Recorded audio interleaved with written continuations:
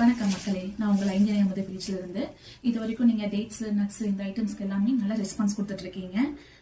இப்போ வந்து பாத்தீங்க அப்படின்னா மக்களுக்கு அடிப்படை தேவையான தால் ஐட்டம்ஸும் அதுக்கப்புறம் வந்து பாத்தீங்கன்னா மில்லட்ஸ் ஐட்டமும் கொண்டு வந்திருக்கோம். மில்லட்ஸ்ல பாத்தீங்கன்னா ஒரு மேக்ஸிமம் ஒரு நார்மலான ஒரு 5 வெரைட்டி மட்டும் நம்ம இப்போ ஸ்டார்ட் பண்ணியிருக்கோம். இது வந்து பாத்தீங்கன்னா உங்களுக்கு தெரியும், மில்லட்ஸ் வந்து சர்க்கரையை கண்ட்ரோல் பண்றதுக்கும் வெயிட் லாஸ் பண்றதுக்கும் நல்லா ஹெல்ப் பண்ணும். என்னென்ன ஐட்டம்ஸ் இருக்குன்னு பாத்தீங்க அப்படின்னா ராகி. ஸோ எல்லாமே வந்து பார்த்தீங்கன்னா ப்ரீமியம் குவாலிட்டி தான் நம்ம பர்ச்சேஸ் பண்ணுறோம். உங்களுக்கு இதில் எதுவும் குப்பை டஸ்ட் அந்த மாதிரி எதுவுமே இருக்காது, நீட்டாகவும் இருக்கும். ரெண்டாவது வந்து பார்த்தீங்க அப்படின்னா சாமை. இது எல்லாமே 1 கிலோ பேக்கெட் தாங்க. ஸோ நீங்கள் பயப்படாமல் வாங்கிக்கலாம். 1/2 கிலோ வேணுனாலும் நீங்கள் வாங்கிக்கலாம். இது வந்து கம்பு, அடுத்தது திணை.